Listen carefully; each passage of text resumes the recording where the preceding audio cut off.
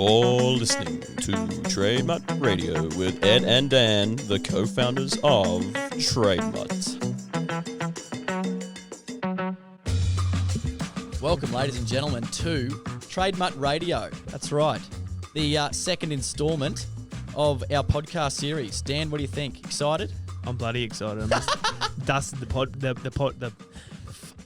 Yeah, well, we are attempting to bring our listeners a bit more of an insight behind the doors, I suppose, of Trademutt, the inner workings. But we also really want to engage a lot more with our customers and our consumers and our listeners, because that's what we want to do. That's what we want to add value. We want to add some entertainment to your week. So we've got a bit of a segmented show that we're going to crack on with and see how we go. But of course, like everything, we're open to feedback because we want to hear what the people think of hit us between the eyes. We want to know. We want to hear feedback. So one of the first segments is going to be random acts of kindness. Dan, what's going to be random acts of kindness? Give us a little run through. God, you've really put me on the spot here because I'm not too sure. But we are calling Trademutt customers just completely by surprise. Out of the blue. Out of the blue. Exactly. Unawares. Then we're going to be going through some Trademutt news. So for this week's segment, it's going to be the last 12 months and what we've been up to, because there's been a fair bit going on the last 12 months in Trademutt world.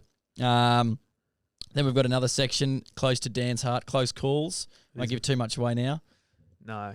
Keep your powder dry. And then we'll be keep your powder dry, mate. Well, it means don't explode your powder or let it get wet because you need it to go off at some stage. Anyway, digress. Topic we'll be talking about every week. The topic this week: burnout and self-care during the silly season, something that you and I and everyone in our team is currently going through, a bit of burnout after a big year. So I'm sure that's going to speak volumes to the audience. What else we got? Mutt bag / mailbag. So, it's not your dog's ball bag. It's actually going to be news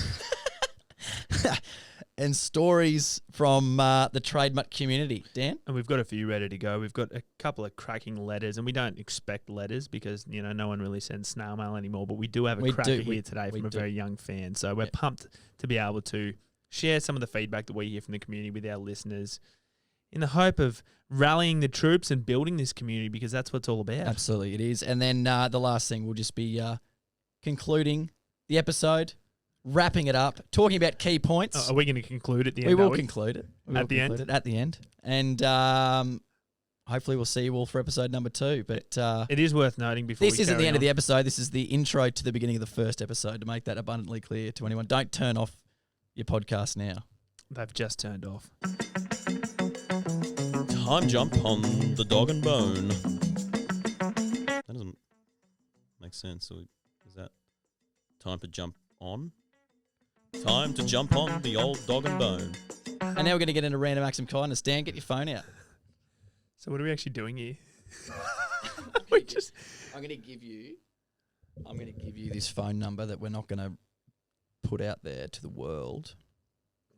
Don't say it to me. Why don't you? Okay, this person's name is Scott, and these are the people, like, literally from the first couple of months we were open. Yeah. Okay. Righto. Is we on here? Is this part of it? He'll chop this out because I'm about to give you the number. Righto. Is it going to be easier if you just Bluetooth your phone or what? I can't, because I cook a photo of it. Did you say cook a phone number in? 04? Yeah. How did you know that?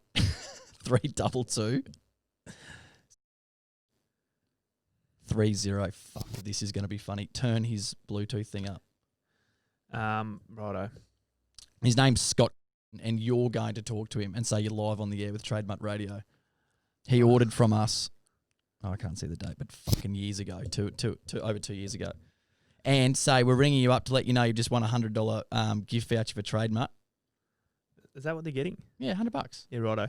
What shirt did he buy? Can't see. Righto. Originals. I'm calling. Oh, God, we're ringing.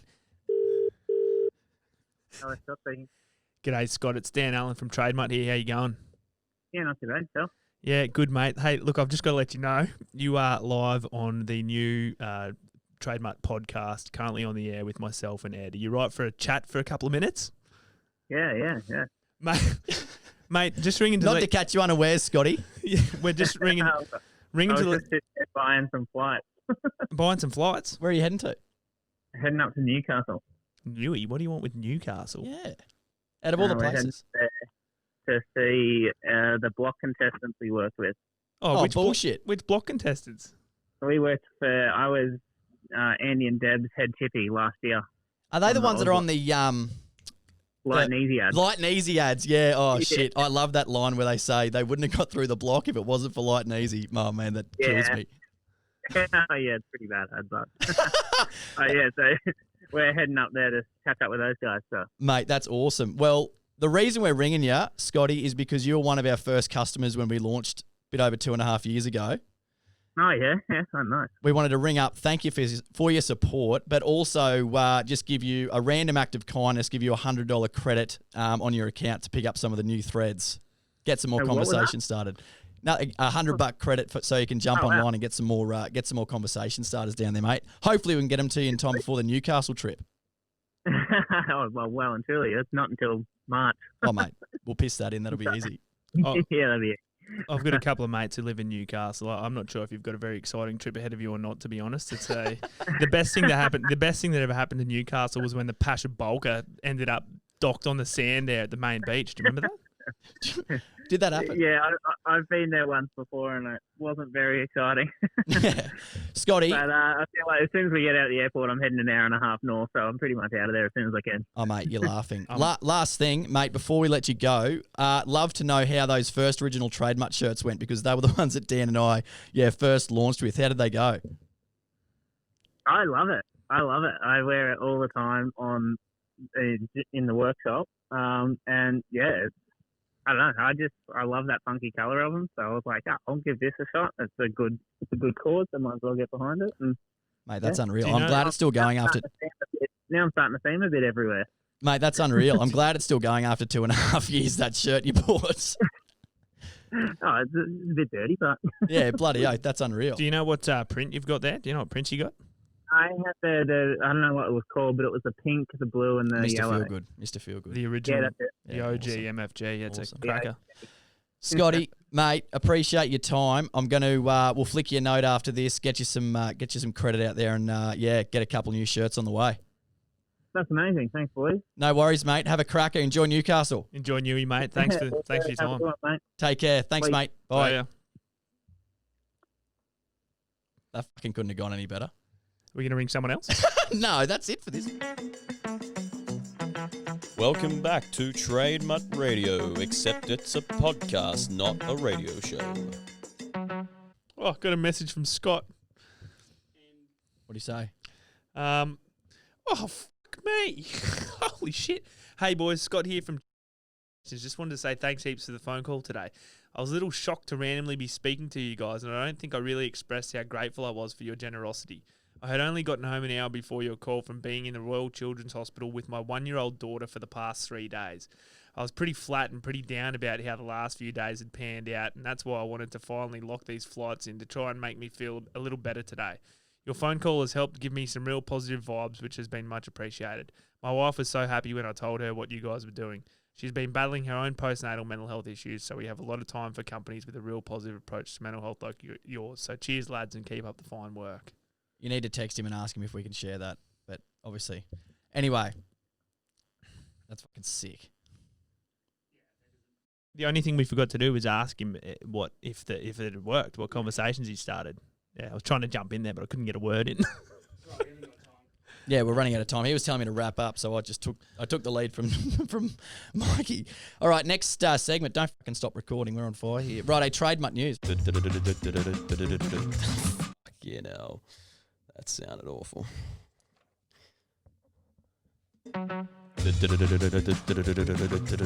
Trademutt news. Right, let's talk about the last 12 months, Dan. Wow. What 12 months we have had. It's been big. It's been massive 12 months. It's been huge. Yeah, we moved warehouse from East Brisbane over to our new warehouse in Morningside right a couple of weeks before Australia went into complete lockdown for COVID. Yeah, that was a nightmare, wasn't it? Everyone shit the bed, as Ben Somerville said. Everyone shit the bed. Yeah, but I mean, I think I half shit the bed as well because we moved. I just said everyone. You're a part of everyone. To a new warehouse where, we've just brought on some new staff and, there was a couple of weeks there where everything just stopped and we thought it might be all over for Trademutt because, we're only a young business and it's a massive step to take in the business journey and we've never faced a pandemic before. So, how did you handle that? How did you like that little period? Stressful is what I remember. The unknown obviously was the worst part, not knowing what the fuck was going on, and no one had any idea what was going on. So that was the annoying part. It was sort of like there was no one to lean on. Everyone's going through the same thing at the same time, and we're all just sort of lost in the wilderness. Yeah, and I mean, we also launched the TX Foundation around about that time as well, which, yeah, at the start of a pandemic is not really the most ideal time to launch a mental health charity. No, although I'm going to steal some of your water. Although it is the most necessary. Did you forget to bring water in? A bit pasty. Typical. Yeah. Although, yeah, obviously it was the most necessary time for mental health services to become available because everyone was going through a hell of a time. Yeah, get some of that into you. That's straight out of the filter. But yeah, no, I mean, to be honest, I'm pretty proud of the way we handled that entire situation to get through. And I mean, we're so lucky to have such an engaged community who sort of stood by us the whole time, or what? Yeah, no, it was. I think it was good that we were able to, yeah, we're sort of leaning on everyone. Like I remember I just rang, we rang Glenn Azar the week it sort of all happened, and he was like, you know, this is the perfect opportunity for people like sort of himself and us to really stand up when we were sort of needed. So we had to obviously remember to look after ourselves, but to be there for everyone else. And I thought we did a pretty good job in, you know, communicating with our community during that time and keeping the conversations flowing through a pretty dark and, yeah, mysterious period. But yeah, I mean, we did, but I also remember a distinct couple of weeks there where I didn't know what to do. And we reacted as everyone did. It's all you can do is kind of react to the scenario that you got. But I remember how hard it was to understand what our place was in the mental health space and what we could do, what more we could do to help support people out there, because everyone was going through drama and we were going through our own drama. And the hard part was that TX line wasn't up and running. That was the most disappointing part. Because if it was, it would have been great because we had something instantly to lean to. But we were just in the midst of launching it, and then obviously all the fundraising activities that were set up for that to happen fell through. So there was plenty of, you know, funding we were expecting for it to all sort of kick right off. But we worked through. We've got it up and running now. It's another thing we can highlight in this little 12-month recap, the 850 hours of help that we've been able to give out through the TX Foundation, which is pretty awesome. The other thing was around about that time was that we were expanding our team, and we were expanding our design team, which we desperately needed. But right when we were bringing on new people, they couldn't come into the office. We didn't have the opportunity to sort of connect and build a team in person. We had to do it all over Zoom and all digitally like everyone, but that had its own challenges, I suppose, associated with it as well. Designing the whole barbecue collection range that has just dropped. It was all designed over Zoom meetings, you know. Yeah. I suppose for a couple of tradies, or for this one here particularly, who's not too tech savvy, it was quite a challenge and something that I probably never thought that I would have to be doing in my professional career. But where there's a will, there's a way. You certainly learn to navigate the challenges, don't you? No, 100%. 100%. What else we got here? So, yeah, team building stuff. We've done a fair bit of that with our team this year. So, Glenn, who I spoke about before, he came in, did one. Leanne Harding as well. It was great.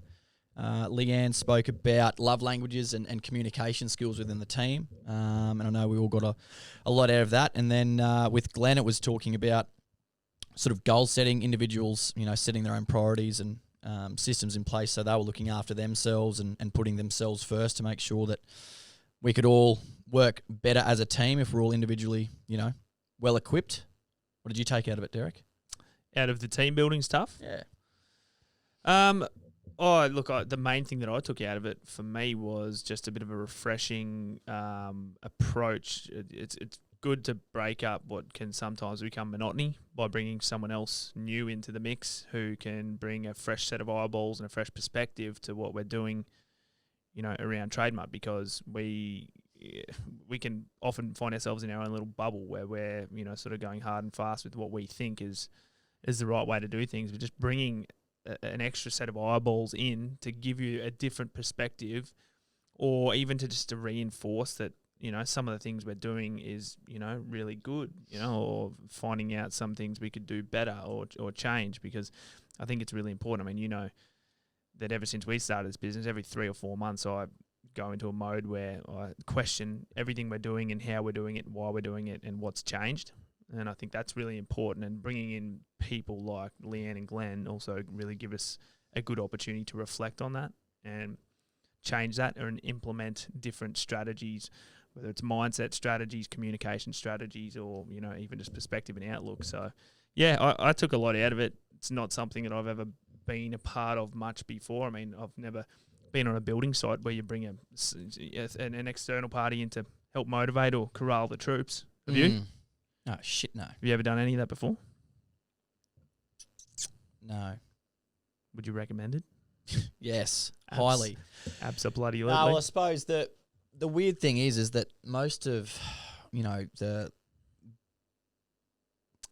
like, not business cultures, but like company cultures that I've worked in previously was sort of, it was up to everyone else to improve themselves, or it was fuck out the door.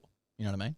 Whereas here, I think, you know, I like to pride ourselves on that we're trying to improve everyone while they're here, like investing in our staff and making them better, as well as us individually. Yeah, well, I think particularly for the business that we're in, being, you know, a positive change in the mental health space, it would be almost hypocritical of us to try to fly a flag on one hand and help promote positive, you know, conversations around mental health for our community if we weren't doing the same thing for ourselves and internally. And I suppose that reflects that mentality. Also, you know, there's so much knowledge to be gained out there from talking to other people, be it, you know, professional development or chatting to a psychologist or chatting to mates or anything like that. There's so much to be gained from bouncing ideas off other people, because a lot of other people out there have a hell of a lot of experience, and, you know, there's only things to be gained. So, proud of that and looking forward to doing more professional development with the team. 100%. Recommend it to everyone out there listening.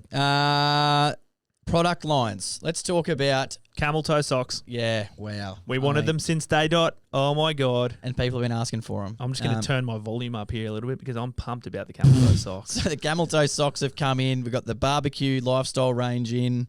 So some board shorts, pool shirts. We've got some T-shirts coming. Mate, it's been a hell of a year. There's been new work shirts. It's been crazy. The Shit Creek one you've got on, they're as rare as hen's teeth.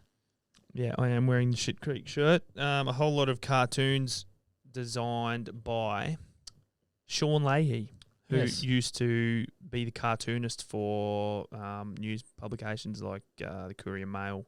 You know those political cartoons that you see in the newspapers? That is Sean Leahy. Or not anymore. He doesn't do it anymore. But we've definitely got his flavour in the Shit Creek shirt, which our assistant designer, Iris, who assists with the designs, mapped out and put together on a shirt, and we bloody love it. It was extremely popular. It moved very fast, and it is now a collector's item because I do believe this shirt is never going to be made again. No, and I mean, for anyone out there listening, we do hear a lot of, you know, tips on what people want made. But if there's something out there, or design or something, if anyone's got any ideas or stuff that we should make, let us know. Hit us up. hello@trademutt.com. General will make that happen, or hit us up in the Mud Hut. We have thought of medical scrubs, so I'm sure that one will come through. Yeah, and kids' shirts. Yeah, kids' shirts we've definitely thought of. We did kids' shirts once before and completely fucked it up. The sizing, so, yeah. Turns out kids are little pricks to get the sizes right. Plus, we didn't have a production team, so Ed and I had no idea what we were doing. But we still don't. Luckily, have any idea what we're doing. Luckily, but we're that getting didn't there. sink us, so that was good. Righto, well, let's talk about the last topic in Trademutt news over the last 12 months, the TAX Foundation. I touched on it earlier. Dan, run us through TAX, what it is, where it's at, what it's doing, where it's going. Fast forward. God. TAX, yeah, what to say about TAX? Well, obviously it was something we're super proud of. Since the start of, you know, this business, we obviously, being a social enterprise, part of our impact is about supporting, you know, mental health organisations. However, the issue for us was the fact that there didn't seem to be any mental health organisations or providers out there that were really filling the gap that we felt needed to be filled. And so, yeah, I mean, as a certain set of circumstances happened, we established our own not-for-profit, and the goal of TAX is to remove the physical and financial barriers that exist that prevent working Australians from being able to access professional mental health support. Now, by that, I mean, previously, to be able to get to a psychologist, you might have to do something like make an appointment with your GP. Now, that can take, you know, a matter of days or weeks. Go see your GP and get on a mental health care plan. which, has its own difficulties associated with it. But then also finding a psychologist after that to make an appointment with and to go and see. And now at the moment, psychologists are as rare as hen's teeth. They're all booked out and you can't get one for money or love, as Mams would say. So for us, we saw too many barriers for people being able to actually get to that end goal of speaking to a mental health professional. And I know from my own experience, when you decide that you're ready to reach out and when you're ready to talk to someone, that's a massive step for a person. Male or female, it doesn't really matter. When someone decides they want to help, that they want to seek help, you want to be able to help that person there and then, because it's a huge step to actually do that. We can't have a situation where people decide they want to reach out for help and then have to wait for a month to be able to get to a psychologist, because a month is a hell of a long time and a lot of things can happen in that time. So TAX is there. We provide access to mental health professionals, free and unlimited, for as long as you want. You can use TAX for a short time or you can use TAX for a long time. But basically, we want to be able to bring in a team of professional psychologists, other mental health professionals, and be able to make it as accessible as possible. We launched early this year, as I said, in COVID, which, it had its own difficulties associated with it. And we said goodbye to, I think, close to $100,000 in planned fundraising, which is a real kick in the teeth for an organisation trying to provide free support. But we've managed to get through. We've managed to get through with the support of Trademutt and a few individual donors as well. And, of course, the man, the myth, the legend, Tonka Taholke, the Queen of Mount Isa. In the 6 months since launching the TAX support service, as you already mentioned, we've managed to provide 850 contact hours of free professional mental health support to tradies, truckies, blue-collar workers and their families who may have otherwise fallen through the cracks. And also to mention the rural and remote, sectors and communities who have also been able to access TAX. We are super proud of it. It hasn't been easy, but we've also done the groundwork and tested this thing, and we know that it works, and we know that there's a need there, and we know from all the feedback that's coming through, people are starting conversations wearing Trademutt workwear, and then they're coming through to use TAX because they recognise the Trademutt brand. They feel some sort of affiliation with the Trademutt brand, which is the sense of community that we and all of our listeners and community are trying to create, which is exactly the purpose. And so we have become the choice of mental health support provider for those people because there's already an affinity with the brand. That's what we set out to do when we started this thing. We did have that as an idea. Never did we think we'd be able to provide the kind of service that we have provided, but there's still a massive amount of work to do, I think, from here. And we're growing the team. We've got the psychs upstairs, and they're absolutely fantastic. We might be lucky enough to hear from one of our psychs, Raquel, later on in this podcast. Absolutely. If we get a minute. But it is there for anyone who needs it. 0488 469 88. Don't let it get any harder. Text or call. This is a conversation starter. I couldn't have said it better myself. Well done, Derek. Time for close calls. Righto. So this segment is something that I've talked about a little bit. And it may hit the mark. It may miss the mark. But hopefully our blue-collar listeners out there can relate to this. Because I know I sure as hell can. Righto. Off you pop. Oh, I'm popping off. Close calls is about a scenario that a lot of tradies find themselves in, and I'm sure a lot of them can relate to. But the reality is, when you're a tradie and you're working in other people's houses or even on building sites, there's one scenario that occurs that can always be very awkward for a number of reasons, and it is going to the toilet, sitting down for number two. I've worked on building sites where Portaloos are horrific. Oh. I've worked on building sites where Portaloos haven't been serviced for quite some time. And it's a horrible scenario to find yourself in. It's hard enough for it's hard enough for male tradies on site. I don't know how some of the female tradies do it either. But going into sites, finding yourself in situations where you need to empty your bowel and the scenario is just absolutely horrific. So it's not a fun thing to experience. And, the reality is we're not talking about this enough. And I feel like we should, because the level of stress, everyone knows what it's like to have a close toilet experience, to touch cloth, as it were. But I think we need to talk about it more because I think tradies find themselves in these situations all the time. But why do we need to talk about it more? Well, because it's a topic that... I'm reclining. It's a topic that everyone knows about. There's no doubt about that, but it's a topic that people aren't talking about anywhere near enough, just like they're not talking about their mental health enough. And the hope is that by talking about some of these awkward scenarios, you know, on building sites, hopefully we can open up the avenues for you know, other conversations that are also not happening. Mate, as you've well. convinced me. Tell me your story. Well, which one? The first one that comes to mind. Okay, so one, I've got a couple, and having spoken but to a we only couple of need one. tradies, there's a lot of tradies out there with a couple of these stories as well. But probably one that sticks in my mind the most comes off the back of a night that I had with one of my best mates who lives in Newcastle. We've just brought up Newcastle, Todd Sharp. It was a night at Yardbird in the Valley. And Todd Sharp and I love the Death nachos. Death sauce, it's incredibly spicy, but we like to torture ourselves, and it was just a tradition that we always used to do. One Sunday night, we went out to Yardbird in the Valley, helped ourselves to a fair helping of Death nachos, washed down with a couple of pints of Rogers. That's mid-strength. Anyway, my morning ritual, I get up and I go to work. I get up, I have a shower, get ready to go, get in the truck. I used to drive the old Norcon truck. It was Beep, beep. It was an absolute piece of shit, a complete rattler. But for me, the first thing I do on the way to work is I stop and get a coffee. Usually wouldn't have had breakfast or might have got something on the fly. But on this occasion, I was feeling a little dusty from the night before. And so, you know, I went to my local coffee shop, got the coffee, would have been a large cappuccino, smashed it down. I was driving up Gympie Road heading to Kedron, and my God, did my guts just drop. I just knew that, holy shit, panic stations. I need to get somewhere fucking now, or this truck is going to need a deep clean.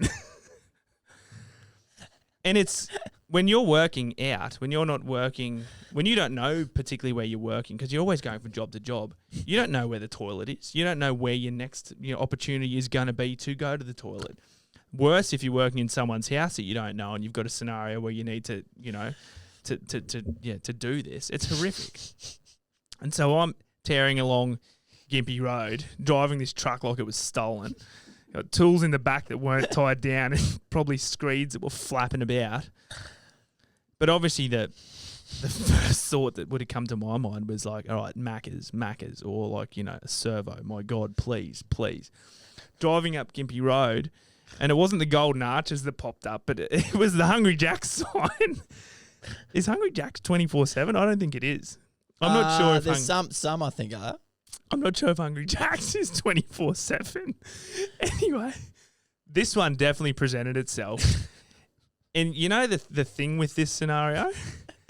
It's like when you need to go to the toilet and you. It's not like that is what we're talking about. Yeah, no, but you're close to home and you know, and you know when home's coming, and just as you turn into your street, that's when shit gets real.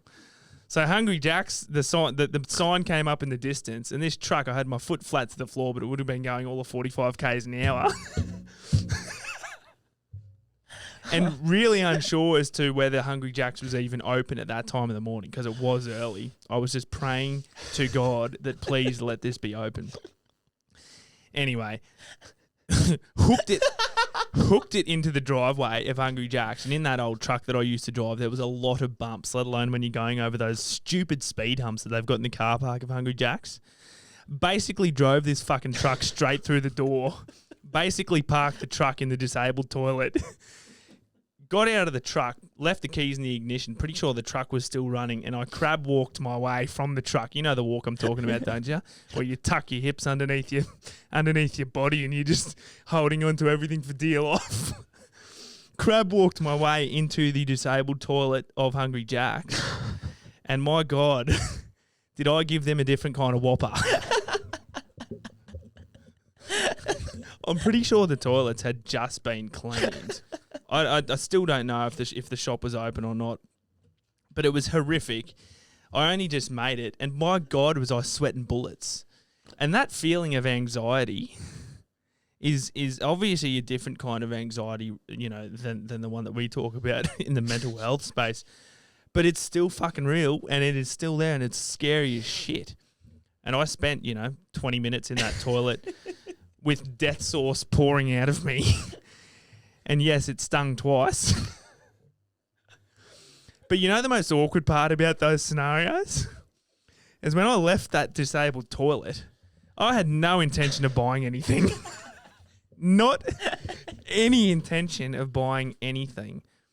They looked at me, I looked at them, I got out of there so damn fast. I was walking a hell of a lot more swiftly than when I was walking in. Got in the truck. I didn't even have to turn the truck back on. It was still running.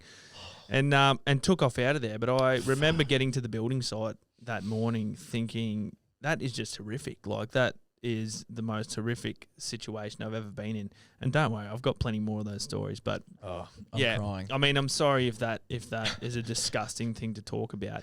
But I'm passionate about the fact that tradies are always finding themselves in situations where they need to use a toilet and it's not their own toilet. And when you're using someone else's toilet in a situation like this, it is stressful.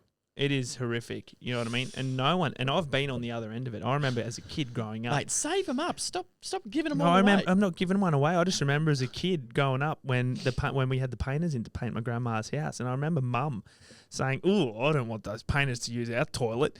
And at the time I wasn't a tradie, so it didn't really mean much to me. But thinking back, I think, fucking hell, Mum, that is so off. rude, Just yeah. let him use the bloody toilet. Anyway, I don't know, call me crazy, but I think this is a situation that needs to be spoken about more because tradies find themselves in these situations all the time. Now, we've got a few mates lined up who have got similar stories to share.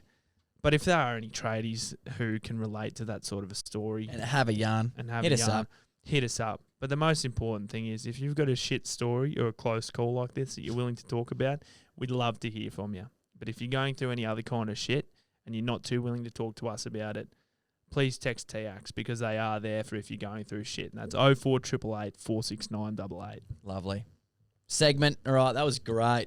Fuck, I cried. I had tears out of my eyes. I fucking hope the community enjoy that. Fuck, that's funny. The Spade, where we dig deeper.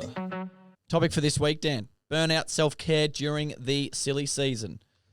We can both talk to this at length, but we won't. 15 minutes.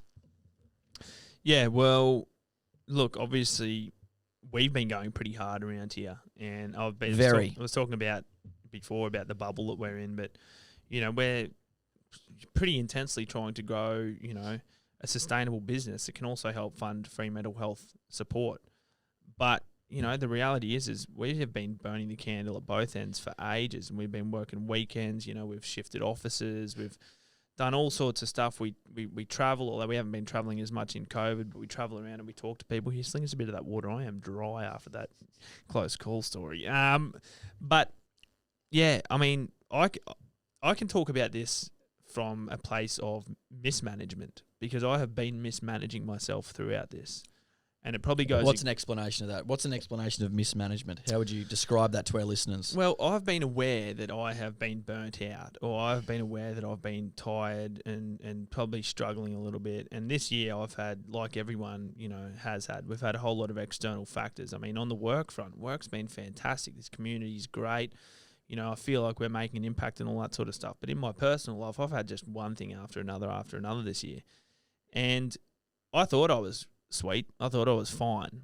There was probably also an element within that of putting on a brave face and just like feeling like I, you know, had to just keep doing what I was doing. But Why? Why'd you feel like that? well, it's natural. I think it's what most people feel like if they're, you know, if they're going through things. People feel like they don't, you know, it's the little things, one thing after another. For me, personal things, chipping away, but they build up. You absorb that, and it builds up. And I know by my nature, I understand my personality, and I'm an extremely sort of empathetic and compassionate person. But the downside of that, when you are so compassionate, is you also absorb a lot of things and you take things personally. And I understand that about myself, and it's not a bad thing. I believe it's, you know, a thing's greatest strength is also its greatest weakness, and it's so true. Everything has, you know, an opposite, I suppose. But yeah, mate. I mean, I've been aware of it, but I think we've all been aware of it. And there comes a point where you can't continue to put on a brave face because your body language starts to show the signs of what you're going through. And you know, I've been aware of it. Thought I was probably managing it, pretty well. I'm an open communicator, so I always lean on my communication with you, with, some of our team, with, even the TX crew and my mates, all that sort of stuff. Like, I do communicate that stuff. But, yeah, I mean, just of late, like, it sort of probably all got a bit too much for me. And I mean, probably some of our community might have noticed as well, because, well, we were sort of a bit absent on social media. And I suppose if I'm not firing on that front, then, there's not heaps happening, and it was kind of just, you feel like you kind of can't keep it up anymore. And I mean, the reality is we all need a holiday, and me as well. But things are good at the moment, to be honest. For me, like, I got to a point where I was struggling with a bit of anxiety with, as I said, that external stuff. But 4 weeks ago, I went and visited my GP. Which, my God, if anyone is feeling burnt out, or if anyone is going through absolutely anything, or if anyone just wants to have a yarn, please go and see your GP, because they are such a good first point of contact for anything. Whether you're concerned about someone else or whether you're concerned about yourself, whatever it is, a GP, if you've got a good one, is such a great resource to be able to go and talk to and tell them how you're feeling, because they're not going to lecture you, but they will make you aware of, some of the common signs and symptoms and things that can happen. They can also make you aware of services out there and things that you can go and do, if you are struggling with something particularly. So I think it's a great first port of call. So if anyone doesn't have a GP, I'd say go and try and find one, or go and see a GP, because, it really helped me. So I got on a mental health plan myself, and I'm just in the process of going and talking to a psychologist, obviously external to TAX, because, TAX is a little bit close to home, which is a funny insight, isn't it? We're providing psychologists for everyone else, but they're probably not the right people for us to use, because they work for us. The irony. Yeah. But it's all part of it. And Yeah. I mean, how about you? well, I mean, so through COVID, I just threw myself, obviously, people that follow us into, like nutrition, and just fucking head steamed into like goal setting and smashing out a lot of stuff regards like my physical health, and that was having a direct positive effect on my mental well-being. I was like really structured, and I was smashing the workout, and it was sort of I was sort of exercising at least 6 days a week, always trying to have a Sunday off or a day off. And I was just throwing myself into that, and sort of met my goal, which I was aiming to get to. Which was? What was it now? It was 11% body fat, I think it was. I got to 11.3% or something. Oh, you missed out by 0.3. No, you did good. You really threw yourself into that. Just to give context, you set a goal to get to a body fat. I wanted to have a visible fall. Well, it all started in January, because I was like, right, we're all going to set some 6 monthly goals with the team, and the ones I set, I achieved all of them except getting the sales assistant. That was the only thing I didn't get done. But one of those things is having a visible 4-pack. Sounds fucking ridiculous, but I was like, well, I just want to be able to lose enough fat to be able to get this cranking, because I was like, that was pretty hilarious. Anyway, I did it. I was pretty stoked. And then basically got to the other side of that, but I didn't, and I still probably don't now have another goal yet. I've got ideas. I was like, maybe do like 1 or 2 triathlons next year, or do like a couple of like half marathons or something. I'm not sure yet. I haven't committed myself to either of those yet, but I'm really thinking about it. So I've really reduced my workout load and everything like that, and probably eating a little bit sloppier than I should be, just because I've just got to a certain point where it was like, man, I'm just tired. Like I was just tired all the time. And I'd been to the GP and I had my bloods and everything. Like I'm all sweet. I don't have iron deficiency or anything. And I was just like, it's just the end of the year. Is that a sign of burnout? Yeah, that's what I mean. Is that what we're talking about? You feel like that's a sign of burnout? I was just like, man, I'm tired. I'm just really tired. And so like I've had, the last few weeks had just weekends just on the couch. You're just chilling right out. But I think I haven't overcome my burnout so much as yet, because I need to completely remove myself from like this environment. You know what I mean? Because like my brain, like even this morning, like as soon as I woke up, 5:15 this morning, my brain was already at work. I was like, fuck, this is all the shit I get done today, or, this is what's been happening and I need to get on top of, So I need to be able to, just switch off for a certain period of time. And probably what I've learned, and we've spoken about off air, is that next year, all of our staff, including ourselves, needs to have at least a 2-week back-to-back block during the middle of next year. Not everyone at the same time, like sporadically, but that needs to happen. I just think a reset button halfway through the year is so important. Like, we spoke about it, but none of us really did it. I took a couple of 3-day weekends. I know Mikey's taken a couple. You've taken a couple, but it's not enough. We need 2 weeks, Yeah, and a massive thing as well. I mean, notification overload is something I've been struggling with a little bit. Like, we're getting pinged from everywhere. And I've just deleted socials off my phone. I know you can't because it's your job. Part of it, yeah. But far out, it has been good for me. Yeah, well, and I think that's such an important thing as well because, I can agree with you. Like, signs of burnout for me, like just to paint it black and white, have been things like motivation, which, and then, with motivation comes things like tiredness, mood is a big thing. And I think, noticing your mood away from work is a big one. And I think when your mood is being affected outside of the work, I think that's a real sure sign to know that, something is up and something needs to change. And your body doesn't lie, really, does it? Like, you can't. No. The signs that come out, you can't ignore. And I think as blokes, we often try to ignore those signs, or like I said before, like put on the game face, keep showing up, keep showing up. And there is an element of like, showing up and doing what you've got to do and committing. Like, that's noble, like it's great, but there's got to be a point in time where you recognise that, there probably are too many signs to the point where you need to actively do something. And you're kind of mad to ignore the signs. Yeah. I think you really are mad to ignore those signs because it's not a sign that you're weak. It's not a sign that, you're kind of pathetic or you can't do your job or anyone will think any less of you. It's not about anyone else. It's purely just signs in your body telling you, all right, I just need to change something here. We just need to work together here, me and you, and just implement. Listen, dickhead. Yeah, make a couple of changes because it doesn't just get better on its own. Like, you got to do something. And for me, like I said, even just going and talking to the GP was a huge step, and doing that cleared my head so much. Knowing what was out there, and knowing that I could have that conversation with someone else and just say, hey, look, I'm in this weird situation. I run a mental health organisation and we run a mental health charity providing free support to people, but I'm kind of doing it a bit tough at the moment.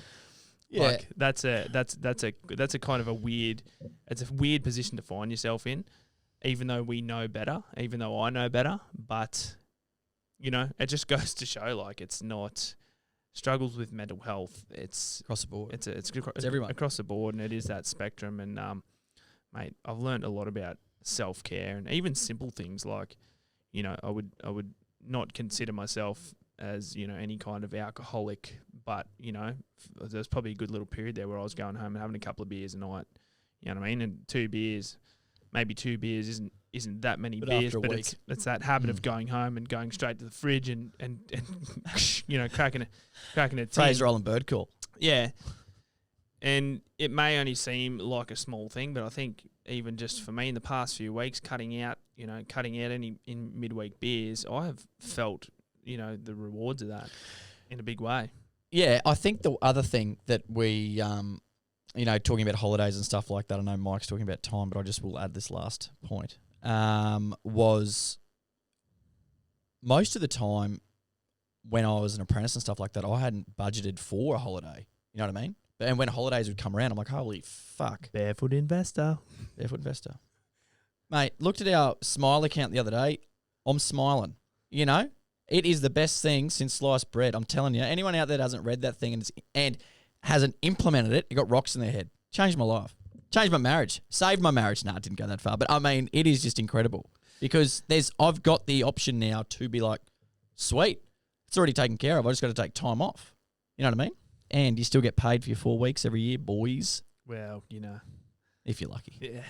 No, that's great. Yeah, well, I mean, I think it's something that we want to talk about a lot more. So, you know, for the record, been going through a little bit of burnout, but feeling really good and have made some positive changes in my own life that have really made a difference. So I would encourage anyone who is feeling a little bit burnt out to just make a proactive decision for yourself. And Stop and think. It only has to be a little thing, you know what I mean? It only has to be going and having a game of golf on a Wednesday morning with a bloke that you don't really like, you know what I mean? You're right. Definitely not me. No, that's great. Good work. All right, that's that topic done. That's that topic done.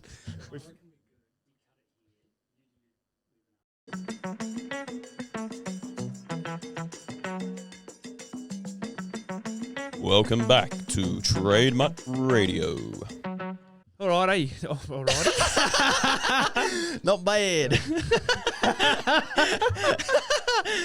don't know what that was. We'll do that again. No, all no, right. no, keep going All right. as you were. All right. Well, after off the back of the conversation that we've just been having about burnout, both for ourselves and our own lives, we have dragged one of our fantastic and very professional psychologists in from downstairs from the TX Foundation, just to shed a little bit of light on the topic of burnout from the perspective of a professional. So, Raquel, welcome. Rather than two idiots talking about it, yes. Raquel, welcome. Welcome to the studio. Oh, thank you. Thank you very much for having me.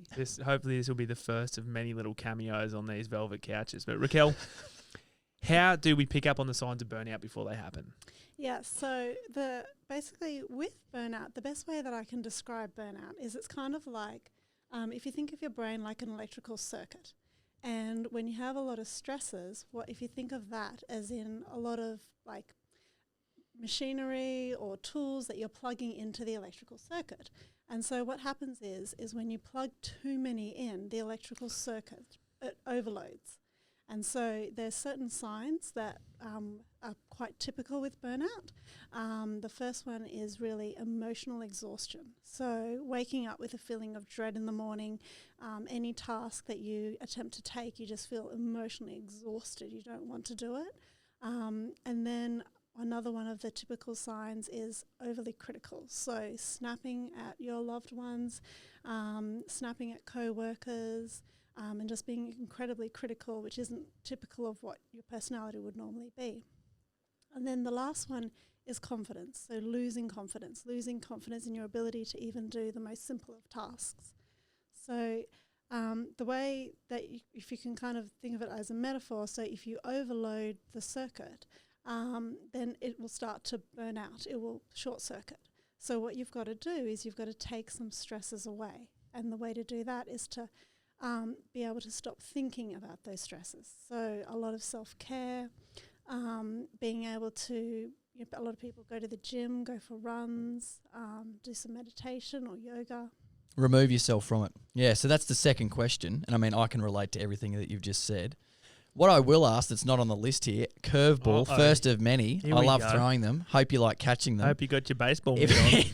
Is everyone's circuit is obviously wired differently. That is correct. Right. Yes. So what are some of the early onset signs for people to understand before it gets too late and be totally burnt out?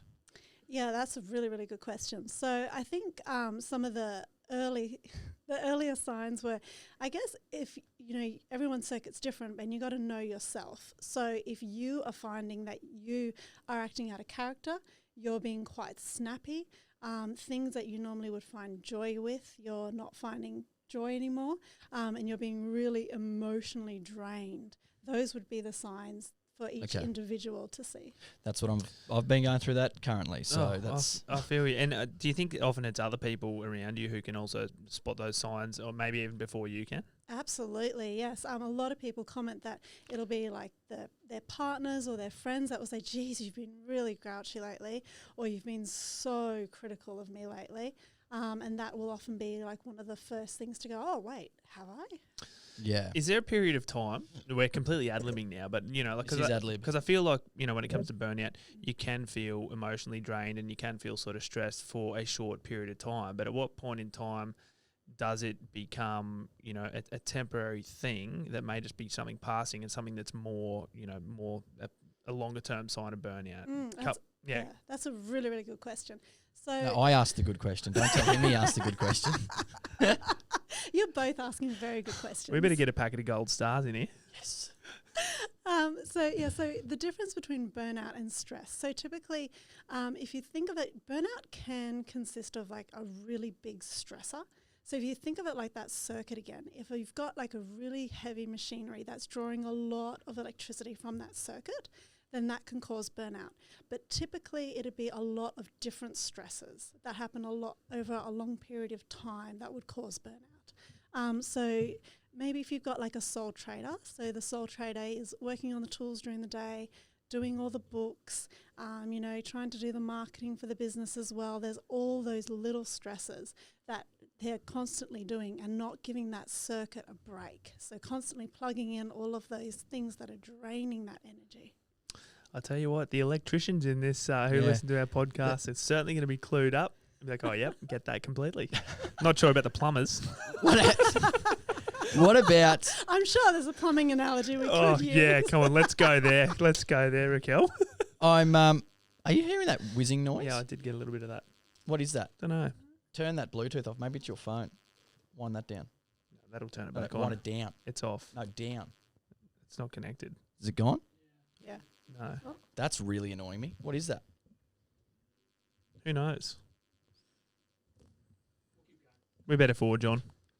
Also, is it me? Yes. Jesus. I think it's you. No, one of these cords might be pinched somewhere. Is that better?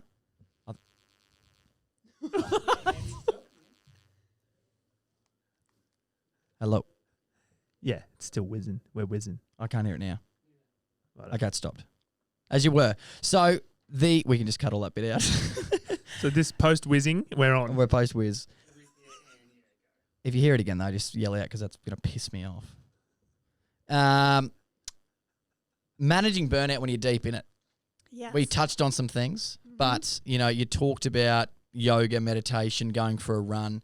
But what is the first thing? Like if someone is like, I am burnt out, what's the first step? Is it accepting they've got burnout and need to do something, or is it I've got to go do something?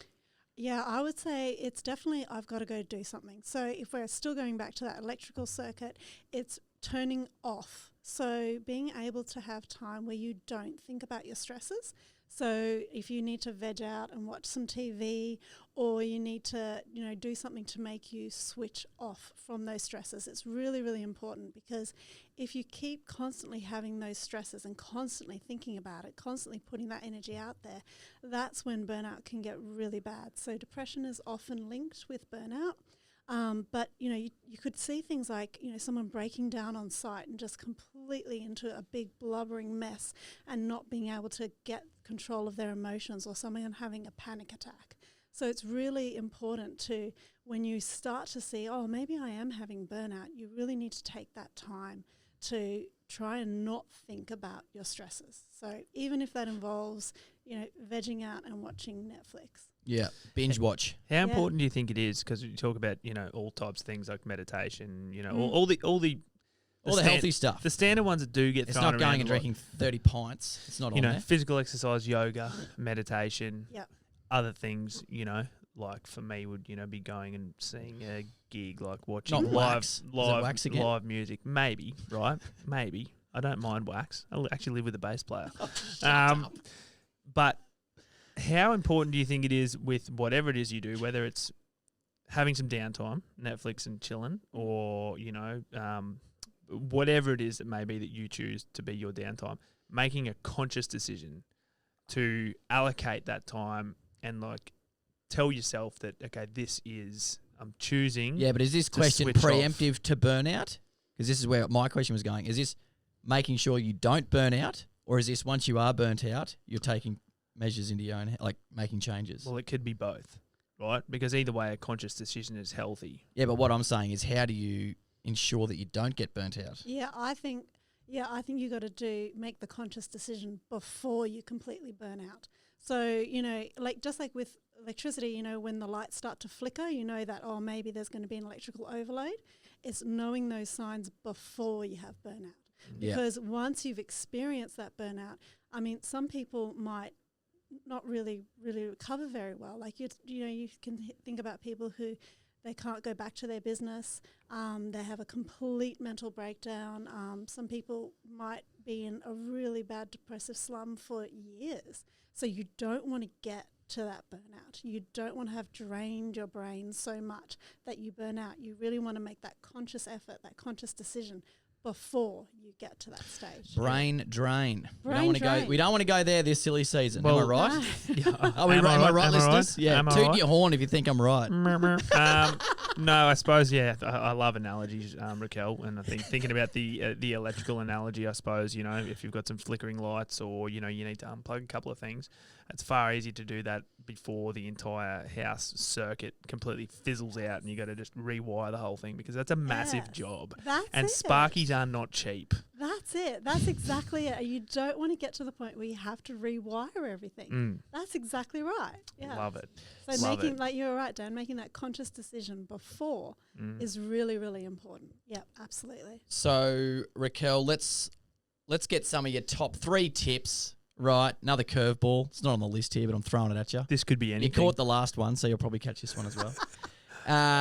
How we can look after ourselves with the upcoming silly season, because it's all but started the silly season, really. Well, you're the one wearing the hat. Well, I'm feeling silly, and then 'tis the season. TIS apostrophe season. That's what we're in, and we want to make sure we don't get burnt out during the silly season. Top 3 tips, Raquel, go. Top 3 tips. Wow. Okay. So I would just say, so whatever it is that you need to do to recharge. So, you know, a lot of people can, with the silly season, you can go straight from work into going out and partying and drinking, and you haven't even had time to stop and reflect. So even though it's the silly season, taking that time out, doing whatever you need to do to recharge. Yep, like it. I can do that. Can you do that, Dan? Definitely.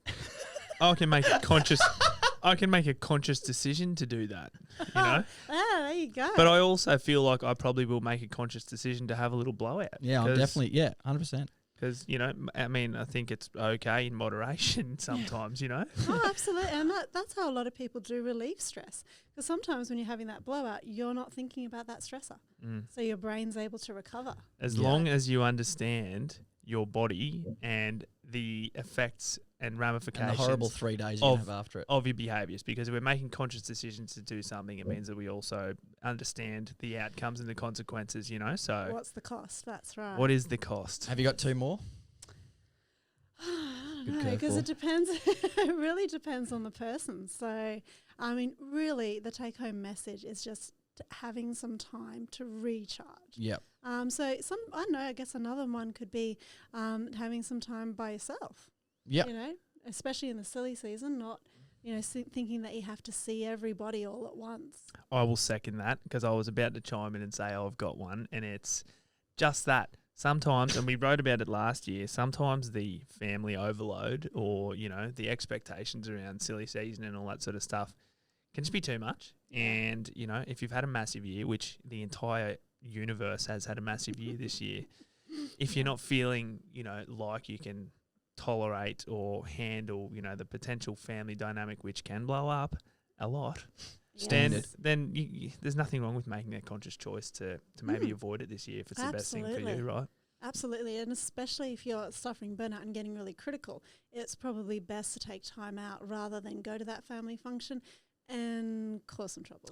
I like how you call it being more critical because it's a polite way of saying, you know, you're a cranky prick or you're just blowing up or you're angry, you know, a lot more, you know, than you have been. But, you know, saying, being a little bit more critical than usual is a very, very responsible way of describing some of those behaviours. So I like it. That was great. Try not to be too critical this silly season. Enjoy yourself out there. Raquel, thank you very much for your time. Oh, thank you for That's having me. great. Thanks so much. And can I say, you look amazing in that flounder. This is such a good show. Oh, I'm God. saying all the right things. You're rocking the hell out of it.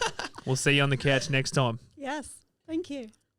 Oh, yeah, Dan, quick plug for TX. Get on to Raquel. Oh, of course. Yeah. So we've plugged TX a couple of times today, but we'll give it another one. Raquel is one of our fantastic TX psychologists. TX is there for you, whether you're a tradie, truckie, or blue-collar worker, or a loved one or a support network of any of those people. If you need a bit of assistance, you can get onto the lovely Raquel or any of our other psychs by texting or calling 04888 469 88. And if you want to go check out any more about TX, head to the website www.tx.org and bloody enjoy yourself. Great stuff. It's mutt bag time. Welcome to... No, I'm joking. No, we are up to the best named segment of the new format, Mutt Bag. No, it's not your dog's nutsack. It's Trademutt mailbag. Dan, you've got a couple of things to share today. You haven't given me much to work with after that horrific introduction, but I'm going to just try to keep this train running. So throw a bit more fire in the burner, would you? The Mutt Bag is a fantastic segment. Obviously, we just want to share. Fantastic segment. This is the first time. I'm letting them know that it's going to be fantastic and that we've got big things planned for it, we do.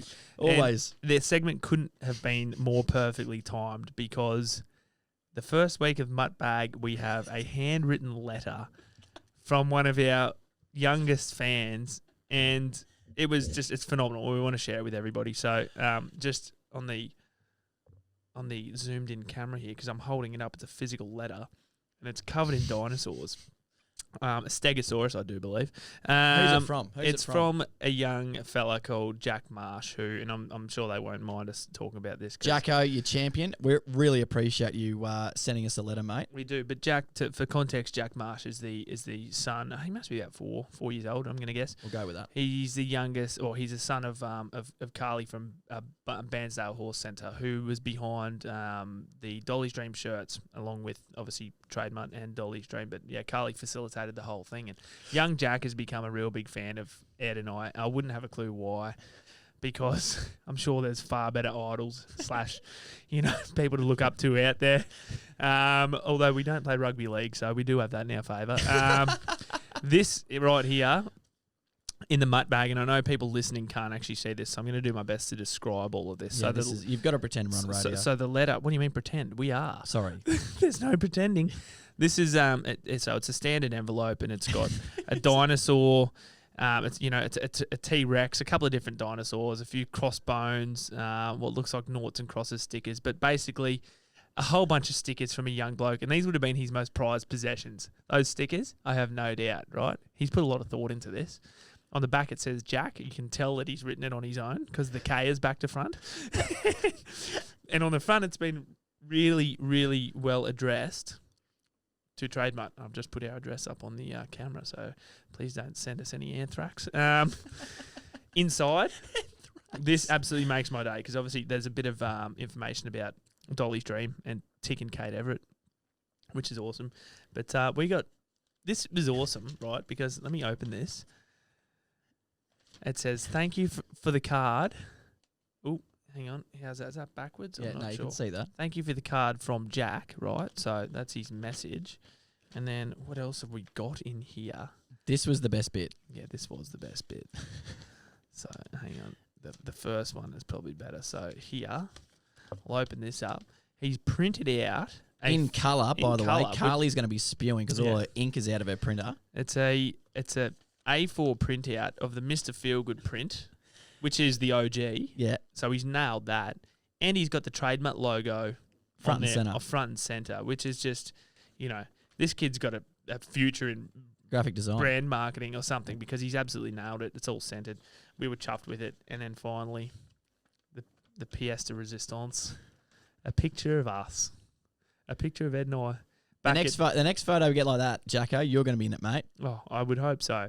But this made our day. We did a little video for Jacko to thank him for it because we are so appreciative of any contact from our community. But, obviously when a young fella takes the time to print out pictures like this and write you a handwritten letter, means a lot. You better bloody make a big deal of it. And we have made a big deal of it because we really appreciate it, Jacko. Mate, you're a champion. We look forward to meeting you soon once all these COVID restrictions are sorted and your mum can get you up here. So that was probably the first and last handwritten letter that we're ever going to receive. Well, but we'll see. If there's any more, feel free to reach out. You might end up on the Mutt Bag.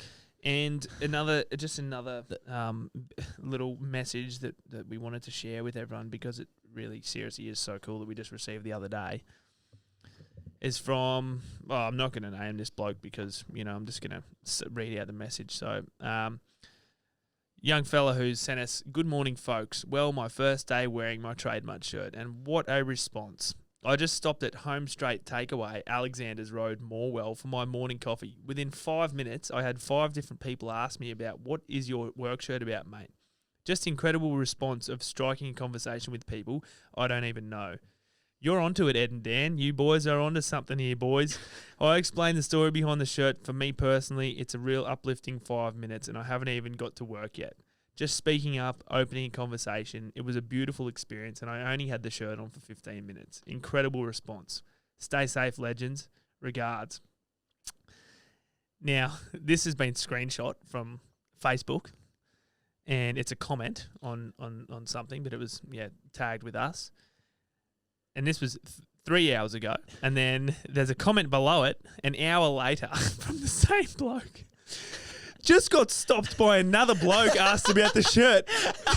This is incredible. Hasn't even got to work yet. Yeah, that made our day yesterday when that came through. It was absolutely unreal. So these sorts of stories really do make our day, make our week, and improve our entire year. So and it also gives us the gusto that we need, to keep it going. To believe that these, shirts are actually making the difference that we believe they are, and that our community are telling us that they do. So please, if you've got a story that's mate, don't worthwhile, steal my. That's my part. Are you signing off? The Mutt Bag. If you want to be a part of next week's Mutt Bag or any of the other Mutt Bags coming up over the next 12 months, because I'm assuming this is how long this podcast format's going to go for. Yep, getting a tick. Yep, it is. You can get onto us on our social media, Instagram, Facebook. Just look at Trademutt, Trademutt. If the people listening to the podcast don't know how to spell Trademutt, then I'm not sure how they're even listening to the frigging podcast. What did you type in to get here? How did you find us? And then it would have just been a scenario when it went to the next playlist. You can also shoot an email through to our lovely community manager, Gemma, at hello@trademutt.com, or jump on to the Mutt Hut and send us a message. Or you can ring us on 214, leave us a voice message, and we'll sort that out. We're going to cut that bit out and answer those calls. You've oh, shit. Voicemail. What's a voicemail? Yeah, we've got that off. You'll be able to edit that out, right? Beautiful. So that was just a little edit there, that little blank that we just cut out. Sorry, we're new to this. We got enough there for the end of that segment, right? Oh, mate, look, I reckon we're good. Look, I've really enjoyed this. I think this is going to really give us a far better opportunity to connect with our listeners and let people know what's going on, what's happening with the community. We want to keep real stories coming in from real people, and we really want to be able to connect and grow this community. And also, as we like to do with Trademutt, take a little bit more of a fun and lighthearted approach around the mental health conversation and let everyone know that this is all about camaraderie. We're all in this together. Absolutely. If you've got any feedback, reviews, questions, Mutt Bags, reviews, let us know. We want to hear from you. Unless they're shit reviews. Yeah, unless they're shit reviews. Don't worry just about send it. them through to Dan. It's dan.allen. No, really appreciate it. Thanks for listening. And hey, look, we're going to be back again. Same format next week. Mutt Bag. Can't wait. Yeah, can't wait. And if you've got any feedback for Ed, it's ed@pelicanhead.com.au. Thank you.